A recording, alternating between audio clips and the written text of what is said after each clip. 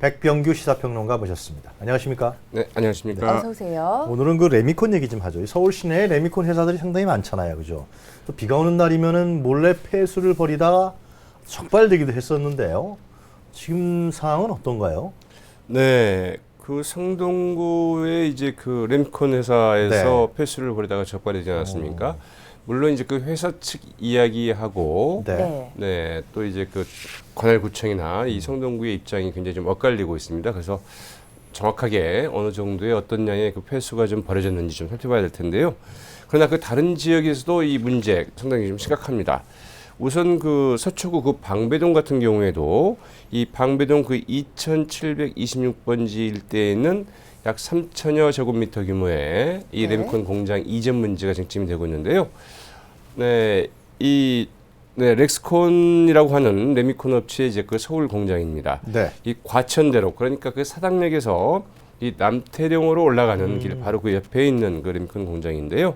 뭐 10년째 계속 이 주변에 있는 아파트 단지 주민들은 이걸 완전히 폐쇄하거나 이전해야 된다 이렇게 이야기를 하고 있고요. 레미콘 공장에서는 무슨 소리냐, 뭐 일부 이제 폐쇄하기도 했습니다만은 어떻든 새로 공장을 신설하겠다거나 아니면은 좀 이전을 하겠다 이렇게 해서 계속 좀 논란이 되고 있습니다. 네. 그렇다면 이번 사안에 대한 서초구의 입장도 좀 들어볼까요? 네, 사실 이제 그 지금은 이전 문제가 쟁점이 되고 있는데요. 네. 이 서초구청은 절대 안 된다 이제 이런 입장입니다. 말씀드렸던 것처럼 이 사당역에서 그 남태령으로 이어진 그 과천대로 옆에 있는 그 레미콘 공장이었는데요. 네. 2010년 이 레미콘 공장 부지가 강남 순환도시 고속도로 건설로 이제 그 수용이 되자 자신들이 보유하고 있던 바로 이 옆 부지에 레미콘 공장을 처음에는 이 신설하겠다, 다시 짓겠다 이렇게 이제 신청을 했는데 이게 이제 거부가 됐습니다. 그래서 그래요? 네, 이제 이 부분에 대해서 상당히 뭐 소송 이런 것들이 진행이 됐는데요. 그러니까 이제 신설이 아니라 그러면 지금 있는 레미콘 공장을 이미 좀 폐쇄를 했는데요. 이 레미콘 공장을 그러면 이전을 하겠다. 그러니까 뭐 신설과 이전이 어떤 차이가 있는지 모르겠습니다만은 아마 이제 행정 절차상으로서는 좀 차이가 있는 모양인데요. 이걸 이제 이전 신청을 했습니다. 그것도 바로 이제 옆부지로 이전을 하겠다는 거죠. 네. 서초구청은 이 자연재해 위험성 그리고 그 생태 보전 뭐 이런 이유를 들어서 이제 불허를 했는데요. 그래서 이제 그 불허를 했고 이 공장 등록 그 취소 통지서를 이제 그 전달하기도 했습니다. 그러나 이 렉스콘 쪽은 일단 그 방배동 공장 인력 그 다른 공장을 그 전환 배치는 했지만 이전 불허 조치에 대해서 행정 심판도 청구하고 이제 소송도 제기를 했습니다. 서초구청이 이전 신청을 그 불허한 것은 부당하다. 이제 이런 소송을 내서요. 일단 1심에서는 바로 이제 그 레미콘 업체가 좀 승소를 했습니다. 그래요. 현재 그 2심이 지금 진행 중인 이런 상황이죠. 기업 입장에서는 억울하다 이거군요, 계속해서. 계속 그렇습니다. 이전하라고 해서 이전하고 수용한다고 해서 땅 내주고 그랬는데 지금 또 그러느냐 도대체 뭐 그런 그렇죠. 얘기군요. 맞습니다. 근데 그 방배동뿐만이 아니고요. 송파구도 이 레미콘 공장 문제로 또 갈등을 상당히 빚고 있다고. 네, 뭐 나중에도 말씀드리겠습니다만 지금 서울 지역에 있는 레미콘 공장이 모두 그 5군데인데요. 다 이제 좀 논란이 되고 있죠. 거의 모두가 논란이 되고 있습니다. 네, 역시 여기서도 뭐 현재 진영인데요. 이 송파구 풍납동에 이 3표 레미콘 공장이 있습니다. 네, 10여 년부터 이 주민들이 그 분진과 소음 그리고 뭐 주변에 뭐 도로 파손 등으로 이렇게 정상적인 거주가 힘들다면서 그 이전을 이제 그 촉구를 해왔는데요. 특히 이제 그 이 지역은 이 백제 토성 복원 및 그 이전 대상 그 지역이기도 합니다. 풍락동이니까 그렇군요. 네, 그렇죠. 백제 토성의 그 이제 그 복원과 이 정비 사업 대상 지역으로서 이 사실은 그 수용 대상 지역이거든요. 그래서 삼표 측은 이미 그동안 7차례에 걸쳐서 이 434억 원의 그 보상금을 받고 공장 부지 상당 부분을 이제 다 그 말하자면 이전을 했는데요. 그러나 나머지 세 필지에 대해서는 아직까지 이제 말하자면 그 보상 협의에 응하지 않고 있는데요. 이 3표 측 이야기는 이렇습니다.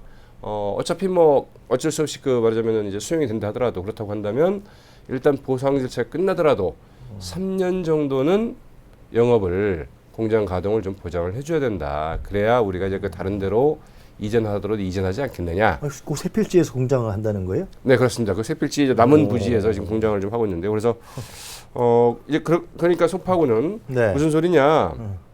3표 측이 이제 그 지난 7월 말에 3표 측이 8월까지 보상 협상에 응하지 않으면 아예 공장 등록을 이제 그 취소하겠다. 이렇게 이제 그 통보를 했고요. 여기에 대해서 그 산표 측 그 행정 심판을 청구를 했지만 이제 패소를 했습니다. 그래요. 물론 이제 그 산표 측이 계속 행정 심판에 그 패소한 이후에 이를 이제 그 법정으로 즉 이제 소송으로까지 가지고 갈지 여부는 좀 지켜봐야겠습니다만은 역시 계속 좀 논란이 되고 있죠. 송파구가 좀 강력하게 한 거군요. 명분이 네, 있으니까. 네. 네, 자 이렇게 서초구와 송파구의 상황까지 짚어봤고요. 그렇다면 서울 내에 이렇게 레미콘 공장 문제를 재조명하게 만든 성동구죠. 성동구도 좀 짚어보죠. 네, 성동구에 있는 것도 역시 그 삼표 레미콘 공장입니다. 두 개나 갖고 있네, 네, 산표가요. 산표가 좀 많이 갖고 있습니다. 그래서 이 삼표 레미콘 공장에서 이제 이번에 그 폐수 이제를 흘려보낸 이런 부분들이 논란이 돼서 상당히 그 쟁점화가 됐는데요. 네. 이 성동구에서도 이 삼표 레미콘 공장의 그 이전을 요구하는 그 주민들의 주민들 이전 요구가 벌써 뭐 한 10년을 좀 넘었다고 하죠. 그래서 계속 좀 논란이 되고 있는데요. 주민들은 싫겠죠, 그죠? 네, 공장이 그래서 있는 게 당연히. 지난 2월에 이제 삼표 레미콘 공장 이전 필요성에 대한 뭐 여론조사를 이제 그 실시하기도 했고요. 그러면서 그 이전 추진위원회가 이제 구성이 돼서 본격적인 활동에 들어갔다고 그러는데요. 현재 그 성동구 인원의 그 절반 가량인 15만 1,000명이 삼표 레미콘 공장을 좀 이전해달라 이런 그 이전 촉구 서명에 좀 참여를 했다고 하죠. 아무래도 뭐 서울 시내 한복판에 레미콘 공장이 있으니까 지역 주민들이라 싫죠, 당연히 분진 나오고. 그렇죠. 그런데 이제 레미콘 공장들은 우리가 이전하려고 그러면은 보상을 좀 해라, 제대로 된 보상을 받고 하겠다. 뭐 그러한 입장이 팽팽한 것 같은데 이 외에도 다른 데도 있다고 그래요? 레미콘 네, 공장이 서울 그렇습니다. 시내. 좀 네.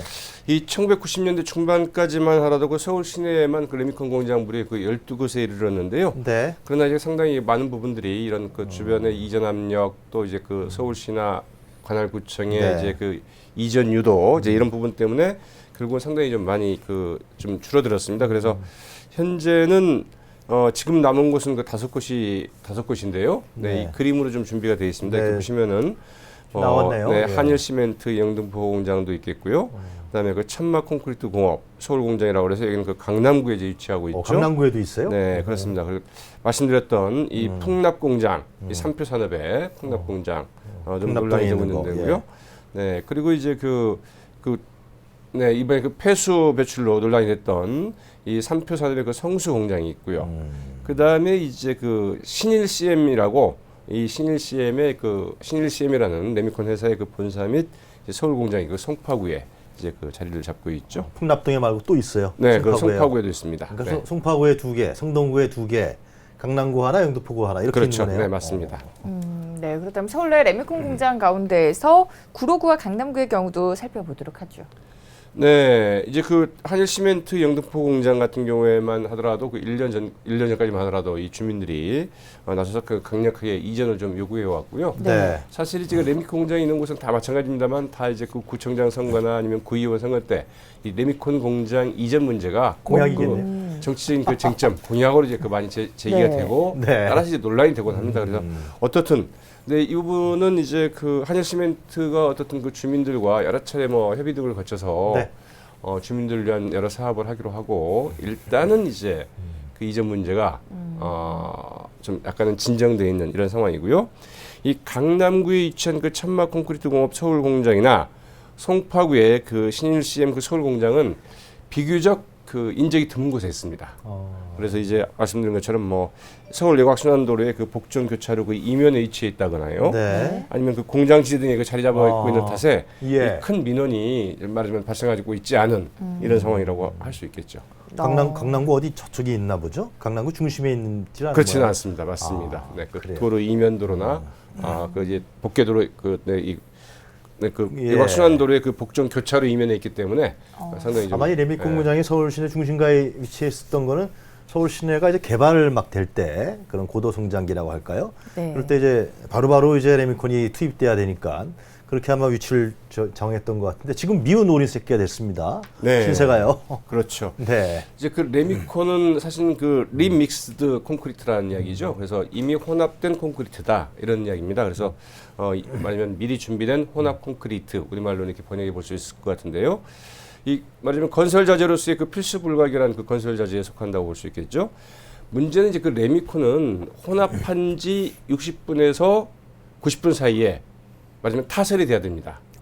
그래서 서울시 중심가에 있는 그렇죠. 거군요. 그래서 이게 그 이상이 지나면 이미 굳어버려 가지고 네. 이걸 쓸 수가 없게 됩니다. 그래서 이 레미콘 공장은 이제 여러 가지 이런 그 분진이나 이런 거 발생하는 공장 중에서 유일하진 뭐 유일하다고 할 수는 없겠습니다만 굉장히 드물게 이 도시형 산업으로 도시형 공장으로 도심에도 도시 지역에도 이제 그러니까 대부분의 공장이 다 인가할 수 이전했는데 레미콘 공장은 그렇습니다. 이전하지 못하는 이유가 있었던 거고. 물론 이제 도시형 공장이라고는 하지만 옛날에 그 공장지대랄까 아니면은 인적이 드문 지역에 이제 들어섰는데요. 문제는 이들 지역들이 그 공장들이 다른 공장들을 다 이전하면서 공장 네. 지역이 이제 구로구 같은 하더라도 대부분 다 주택 지역으로 바뀌고 있지 않습니까? 그렇죠. 예. 그러면서 이제 그 아주 대표적인 그 민원 사항이 된 거죠. 아무리 이제 그 조심을 한다 하더라도 레미콘 공장이 어떻든 시멘 자갈과 이런 것들을 이제 분쇄하고 혼합하고 하다 보니까 여러 가지 그 분진, 소음이 발생을 하고요. 또 그 레미콘 차량을 이제 차량이 싣고 아니면 오가는 왔다 갔다 하지 않습니까? 예. 이러면서 이제 거기에서 발생하는 분진, 소음 이런 것들이 좀 문제가 되고 있죠. 그래서 이런 사정 때문에 그 1996년부터 이제 그 서울시 차원에서 이제 그 레미콘 업체들을 좀 서울 외곽으로 좀 이전시키는 이런 그 정책이 좀 강력하게 추진이 됐고요. 그때 이제 그 서울시 외곽이었던 그린벨트의 그 대체 부지를 마련해 준다거나 이제 뭐 이런 일도 있었습니다만 그러나 지금은 그런 그 대체 부지를 마련해 주기도 그 쉽지 않은 이런 상황이 있고 업체들로서 그 대체 부지를 찾기가 굉장히 힘든 이런 상황이어서 논란은 계속되고 있으나 이전은 쉽지 않은 지금 이런 상황을 겪고 있다고 봐야겠죠. 뭐 서울시에서는 대체 부지를 찾기가 마땅치 않아서 뭐 제공을 해주기가 힘들고 레미콘 공장 자체도 이전 부지를 찾기가 힘들고 그런데 일단은 무조건 나가라는 입장이니까 이 레미콘 공장에서는 좀 억울하겠어요. 좀 그렇죠. 아무래도 뭐 이제 그 공장주 입장에서는 뭐 이런 일이 있을 때마다 다 마찬가지인데요. 그동안 우리가 뭐 얼마나 말하자면 건설 일꾼으로서 그 열심히 해왔는데 이제 와서 푸대접이냐 이제 이런 이야기 나올 수 있겠고요. 어떻든 문제는 이제 그 실제 그 서울 외곽 지역으로 멀리 갈 수 없다는 데 문제가 있습니다. 60분에서 90분 사이에 있기 때문에 사실은 이제 서울시로서도 서울시에 사는 이 서울 시민들의 어떤 공동체, 사회 공동체로 보더라도 사실은 좀 필요한 그런 이제 공장 시설이죠. 그래서 이걸 어떻게 할 것이냐는 부분인데 특히 이제 레미콘 업체들은 이번에 뭐 발생했던 이 3표의 그 성동구의 어떤 공장도 그동안 뭐 전혀 폐수 같은 걸 잘 버리지 않았다 이렇게 좀 항변을 하고 있거든요. 환경 규제 기준이랄까 여러 가지 왜 이번에 기준들을 버려서 촉발됐어요? 그것도 이제 그 논란이 좀 되고 있습니다. 그걸 과연 버린 거냐 그래요? 아니면 뭐 좀 잘못된 거냐 뭐 이런 거에 대해서 여러 가지 얘기들 많이 있는데요. 어떻든 여러 가지 그 각종 규제 기준들을 다 충족을 시키고 있는데 나가라고 하면 어떻게 하느냐 이렇게 좀 그 항변의 목소리를 좀 내고 있죠. 그렇군요. 뭐 이전을 하면 문제는 해결된다. 그런데 어떻게 어디로 이전해야 하는가 뭐 이런 문제도 있고요. 그렇다면 이 레미콘 공장들은 서울에 발을 붙이면 안 되나 참 여러 질문들이 나오고 있는 상황입니다. 어떤 해결책을 찾아봐야 될까요? 사실 뭐 대책이 그 쉽지만은 않습니다. 주변의 주민들 입장에서는 당연히 이 분진과 소음 때문에 큰 피해를 입고 있고 따라서 그 거주권 좀 그 제대로 살 수 있는 거주권 차원에서라도 어떤 공장의 이전을 요구하는 것은 뭐 당연한 요구라고 볼 수 있겠는데요.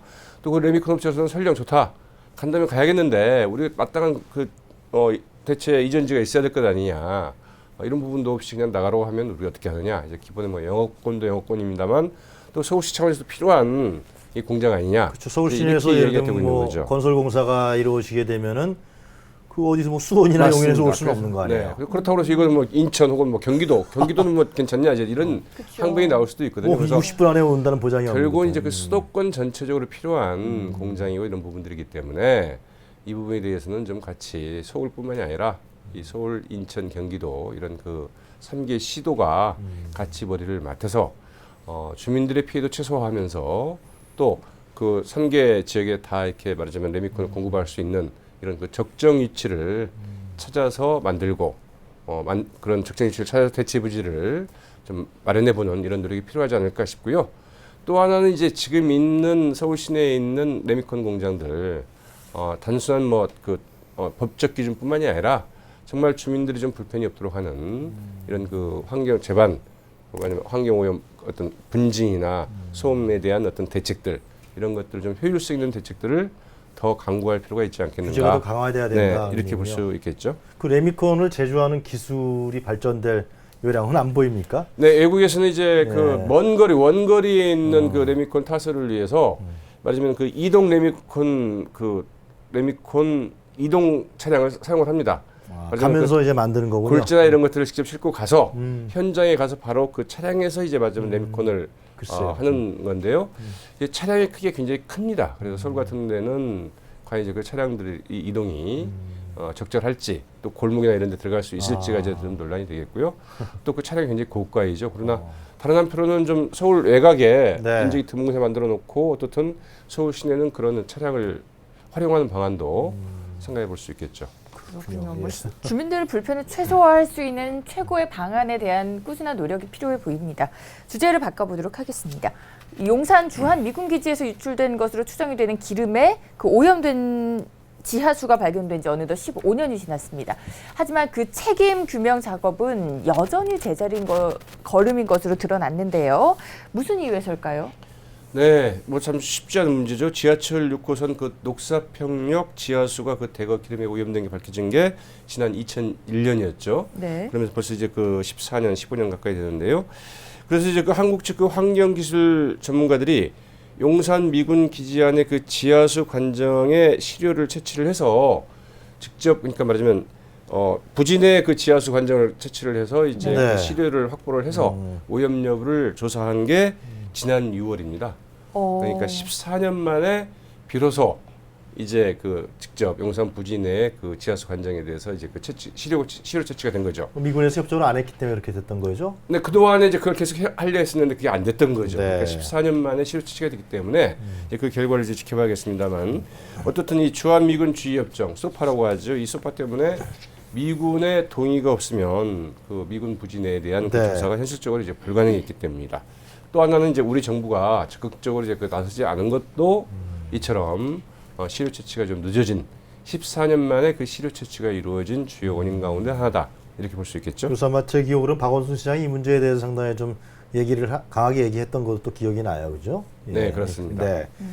자, 그런데 하여튼 또 서울시가 정화 작업에 상당한 금액을 쏟아붓고 있다는 게 또 하나 문제 제기 아니겠습니까?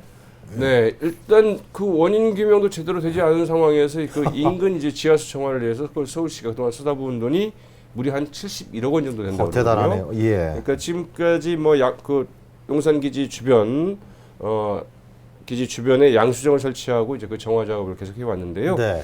서울시는 그동안 이제 그 비용을 이 소파 규정에 따라서 말하자면은 소파 협정은 주한미군 그 주둔군 지휘 협정은 우리 정부와 이제 그 미국 정부가 맺은 것 예. 아니겠습니까? 예. 그러니까 우리 정부와 미국 정부 말고 제3자는 주한미군이 사용하고 있는 토지에 관해서 일체 그 다른 어떤 그 배상이나 청구를 할 수 없도록 이렇게 되어 있습니다. 이제 그렇기 때문에 서울시가 직접 주한미군의 그 이제 주한미군 미 정부에 그걸 청구할 수 없도록 되어 있죠. 그래서 결국은 이제 소파 협정의 한 당사자인 우리 정부를 상대로 이제 그동안 들어간 비용에 대한 그 배상을 좀 청구해 왔는데요. 서울시가 대한민국 정부한테 청구하는 케이스가 돼버린 거예요. 그렇죠. 왜냐하면 그렇게 해야 우리 정부가 서울시한테 배상을 해줘야 그걸 가지고 우리 정부가 말하자면은 구상권 청구라고 하죠. 미군한테 이제 청구할 수 있지 않겠느냐. 이제 이런 부분에서 이제 우리 정부한테 청구를 했는데요. 네. 청구를 했죠. 그러나 우리 정부도 이 소파의 바로 그 제3자 규정, 주한미군이 제3자의 그 청구에 책임을 지지 않도록 되어 있는 규정을 들어서 우리 정부 역시 여기에 대해서 책임질 이유가 없다. 이렇게 나왔습니다. 그러다 보니까 서울시로서는 그게 무슨 소리냐. 그러면서 이제 그 정부를 상대로 소송을 제기를 했고요. 소송을 통해서 지금 이제 대법원까지 몇 차례 벌써 한 6차례나 그 소송을 제기를 했는데 네. 한 차례는 2차례에 걸쳐서는 이미 대법원에서 서울시가 이제 그 맞으면 서울시의 그러한 비용을 이제 배상을 해라라고 네. 하는 그 서울시 이제 승소 판결이 확정이 됐죠. 그러니까 오염의 책임이 어디에 있는가가 관건인데 이 문제는 결론이 난 건가요? 아직 정확하게 결론이 나지는 않았습니다. 왜냐하면 오염원이 어디냐라는 부분이 아직까지 밝혀지지 않았기 때문에 그러는 건데요. 2001년 발생한 서울 녹사평역 지하수 기름 오염 사건과 관련해서 이 미군이 사용하는 그 제트유가 아니겠느냐 이런 추정이 굉장히 그 짙게 추정이 되고 있지만 그러나 이제 그 오염원을 분명히 좀 밝혀내고 있지 못한 상태이고요. 그러다가 이제 그 지난 6월에 14년 만에 미군 기지 내 그 지하수 관정에서 시료 채취가 이루어지지 않았습니까? 네. 그러나 아직 그 결과가 공개되고 있지 않습니다. 그리고 그 결과에 대해서 주한미군과 협의를 통해서 이거는 주한미군 부지 오염에 따른 것이다. 뭐 이런 게 아직 그 나와 있지는 않습니다.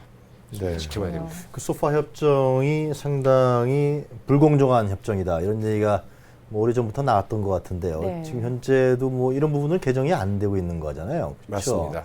그런 부분에서 연유하는 거 아니냐 그런 생각 드는데 하여튼 지금 용산 미군 기지 안에 지금 들어가서 제대로 오염 부분에 대해서 뭐 대한민국 정부가 아니면 서울시가 들어가서 그것을 조사할 수 없는 상황인 것 같은데 그래서 미군 자체에서 그러면 그 부분을 조사해야 되는 건데 어떻습니까? 그런 징후가 좀 나타났죠. 네, 그렇습니다. 그 이 부분들이 그 지난해 이제 한 언론이 2012년과 2013년 네. 미 육군 환경 보건 예산 계획 보고서를 이제 입수해서 이제 보도를 했는데요.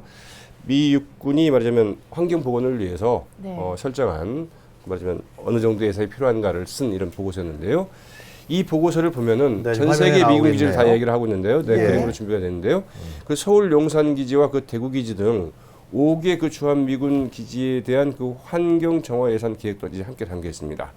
이것을 보면은 그 용산 미군 기지의 경우에는 2013년부터 2019년까지 223만 달러의 그 환경 오염 정화 예산이 좀 필요하다. 이렇게 돼 있거든요. 자체 내에서요. 그렇죠. 그렇죠. 그러니까 이 오염 문제가 심각하다는 것은 이미 주한 미군도 이를 충분히 좀 고지하고 있는 것이고요. 자체 내 조사에서 발견됐기 때문에 이렇게 나온 거 아니에요? 네, 그렇습니다. 그러니까 이렇게 녹사평역 그 주변의 그 오염원을 이제 저희가 이제 그 한번 확인해 본 결과 네. 전체가 오염 평수가 한 3,700평 되는데 그러면 얼마나 그 오염 말하자면 오염원이 많으면 그 주변 땅이 3,700평까지 오염이 됐겠는가 이렇게 생각해 볼 수 있겠고요. 또 하나는 그 지난해 녹사평역 그 부근 그 지하수의 그 벤젠 톨루엔 등의 그 검출치가 그 최대 기준치 최대 그 4,000배까지 나왔습니다. 네. 그래서 오염 정도 굉장히 좀 심각하다 이렇게 좀 생각해 볼 수 있겠죠. 그렇군요. 이렇게 주한 미군 기지 오염이 심각하다라는 걸 주한 미군도 알고 있는데 지금 그 책임 관련 부분에 대한 결론은 아직까지 나지 않고 있고 제자리 걸음인 상황입니다. 이 모두가 힘이 없는 나라 탓이다라는 말이 나오고 있는 상황인데 그렇다면 도대체 이 문제는 어떻게 해결을 해야 하는 걸지 해결할 수 있는 방안이 있긴 한 걸까요? 힘이 네. 없는 거는 아니잖아요. 지금 뭐 그렇죠. 1945년도도 네. 아니고. 네, 그 한미 간의 관계는 뭐 미국 측도 그렇고 우리 정부도 얘기하는 것처럼 항상 수평적인 그 동맹 관계라고 봐야 되겠죠. 예. 뭐 당연히 그리고 또 우리가 주는 만큼 또 미국도 이제 얻는 부분들이 있고 상당히 이건 뭐, 변화했고요. 그렇습니다. 네. 그래서 이 우선 이제 우리 정부가 강력하게 이 오염 문제에 관한 환경 오염 문제에 관한 그 오염 실태에 대한 일단 정확한 조사 그리고 그 대책 마련을 좀 미군 측에 촉구할 필요가 있어 보이죠. 받아들여야지 그리고 않습니까? 맞습니다. 또 그리고 이런 네. 부분들이 만약 그 미군 측이 미온적이라거나 그리고 지금 소파 규정을 들어서 여기에 대해서 제대로 응하지 않는다고 한다면 네. 소파 규정을 좀 개정하다 이렇게 이야기를 할 수가 있습니다. 그렇게 해서 개정 문제를 논의를 하고 있거든요. 그래서 이 소파 관련 규정을 개정해서 신속하고 그 정확한 오염 실태 조사를 가능하게 하고 이 주한미군이 일단은 환경 오염을 하지 않도록 네. 사전에 충분히 이에 대한 그 방비 대책을 세울 수 있도록 사실은 그 주한미군이 스스로 그러한 어떤 그 기준을 적용할 수 있도록 요구를 하는 게 좀 필요하겠죠. 그리고 그걸 강제하는 게 필요한데 이런 부분들은 그 우리나라뿐만 아니라 그 다른 나라에서도 그 주한미군 기지의 그 환경 오염 문제가 굉장히 문제가 되고 있고요. 다른 나라의 선례들도 많이 있습니다. 그래서 그래요? 그 뒤에 이제 논란이 되고 난 다음에 그런 부분들을 환경 오염 실태를 사전에 좀 방지하도록 한다거나 환경 오염 맞으면 정화 비용을 미군 측이 말하자면 부담하도록 한다거나 네. 이런 분들이 많이 있기 때문에 우리 정부가 좀 더 적극적으로 좀 나설 필요가 있지 않겠는가 이렇게 생각해 봐야 되겠죠. 이 사안은 굉장히 제가 알고 있기로는 한두 번 거론된 사안이 아닌 것 같은데요. 그렇죠? 맞습니다. 네, 한미 동맹 강화하고 대통령도 미국 자주 가잖아요. 이런 문제도 좀 논의 좀 했으면 좋겠다 그런 생각이 드네요. 맞습니다. 오늘은 여기까지 듣도록 하겠습니다. 백병규 평론가와 이야기 나눠봤습니다. 오늘 도움 말씀 고맙습니다. 네, 고맙습니다.